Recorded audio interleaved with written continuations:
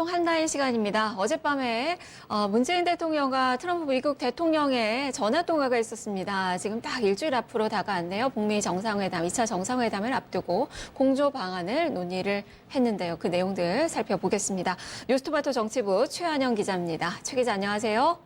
네, 저는 지금 국방부에 나와 있습니다. 네, 어제 한 35분간 통화를 했다고 들었는데 그 내용이 어떻습니까? 네, 방금 앵커께서 말씀하신 대로 문재인 대통령과 도널드 트럼프 대통령 간의 전화통화는 한국 시간으로 어제 저녁 10시부터 35분간 진행이 됐습니다. 전체적으로는 다가오는 2차 북미 정상회담의 성공적인 개최를 위한 협조 방안을 중점 협의했다고 전해지고 있습니다. 통화에서 문재인 대통령은 먼저 트럼프 대통령이 한반도 평화를 위해 새롭고 대담한 외교적 노력을 계속하고 있는 점을 높이 평가했습니다. 또 다음 주 27, 28일 하노이 2차 북미 정상회담이 지난해 6월 싱가포르 정상회담의 합의를 기초로 완전한 비핵화와 한반도 평화체제 구축, 북미 관계 발전을 구체화시키는 중대한 전환점이 되길 기대한다고도 언급했습니다. 또 문재인 대통령은 또한 북한과의 어려운 협상을 여기까지 이끌어올 수 있었던 것은 트럼프 대통령의 지도력과 확고한 의지 덕분이다. 남북관계에서 이룬 큰 진전도 트럼프 대통령의 강력한 지지 덕분이다라고도 말했습니다. 이에 대해서 트럼프 대통령은 현재까지 북미 정상회담 준비 상황을 설명한 것으로 전해지고 있는데요.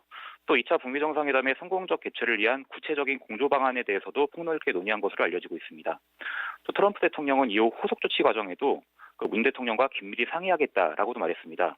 특히 트럼프 대통령은 김정은 위원장과의 정상회담을 마치는 대로 문재인 대통령에게 전화를 걸어서 회담 결과를 알려주겠다라고도 언급했습니다. 한미 관계에 대해서도 문재인 대통령과 나는 아주 잘 해오고 있다. 한미 관계도 어느 때보다 좋다라고 평가했는데요. 양국 내 일각에서 제기되는 북한 비핵화 회의론을 불식하기 위한 언급으로 보입니다. 주목할 만한 내용은 문 대통령이 트럼프 대통령에게 북한의 비핵화 조치를 견인하기 위한 상응 조치로서 한국의 역할을 활용해달라라는 뜻을 전달한 것인데요. 이와 함께 문 대통령이 남북 사이의 철도, 도로 연결을 시작으로 다양한 남북 경제협력 사업을 트럼프 대통령이 요구한다면 그 역할을 떠맡을 각오가 돼 있다. 그것이 미국의 부담을 덜어줄 수 있는 길이라고 언급을 했습니다. 가장 이제 관심이 모아지는 부분이 바로 한국의 역할을 활용을 해달라. 그게 미국의 부담을 덜어주는 길이다라고 언급을 했다고 들었는데 그렇다면 남북 경협이 북미회담에 이 북미 협상에 지렛대 역할을 할 수 있을 것이라 보시나요? 결론부터 말씀드리면 정상회담에 나서는 미국의 부담을 줄이고 우리 정부도 환영할 만한 조치이기 때문에 충분히 고려 가능한 것으로 보입니다.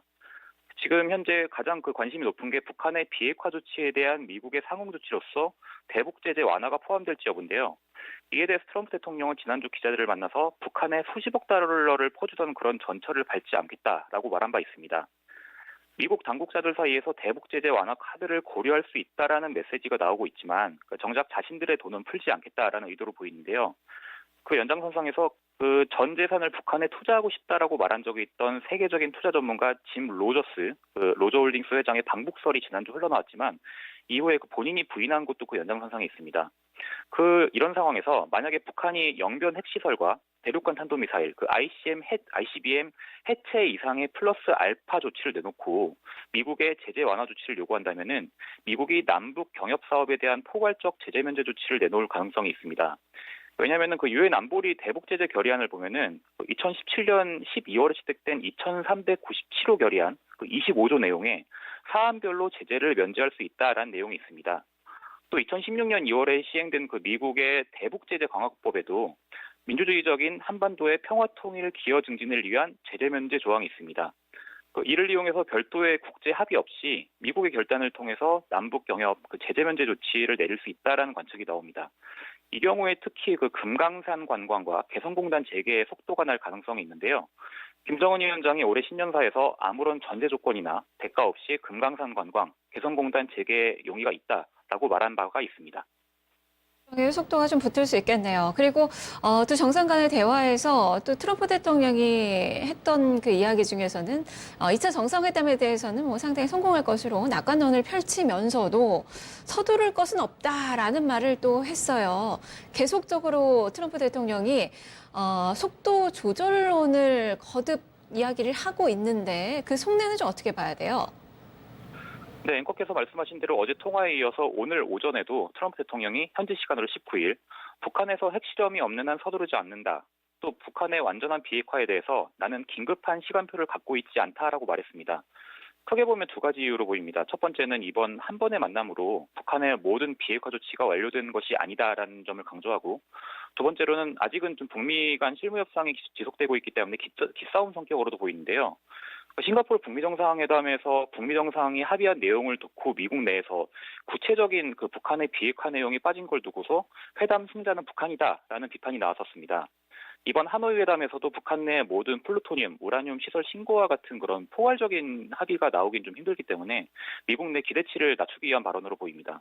또 그 지난 6일에서 8일까지 평양에서 있었던 스티븐 비건 미국 국무부 대북 특별대표와 김혁철 북한 국무위원회 대미 특별대표 간 정상회담 의제 논의 실무 협상이 있었지만 아직 결론이 나지 않은 것도 이유가 될 것 같습니다. 정상회담 의제가 아직 결정되지 않았기 때문에 북한에다가 트럼프 대통령이 원하는 것을 얻기 위해서는 당신들이 대폭적인 비핵화에 나서라, 그러는 의견 표시로도 좀 보이는데요.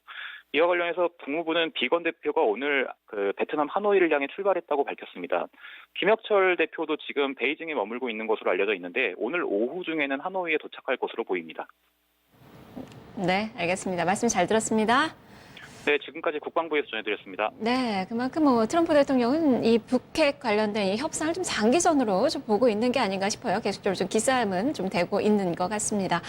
어쨌든 금강산 관광이나 이 개성공단 재개 이 부분, 바로 남북 경협과 관련된 그 부분이 지금 지렛대 역할을 보상하지 않겠느냐라는 그 기대감이 많이 형성이 되고 있는데요. 그만큼 하노이 회담의 이 선언문에 이런 내용이 또 담길 수 있을지 아직까지 많이 불확실하지만 또 기대를 가져보도록 하겠습니다. 뉴스통 한라인이었습니다.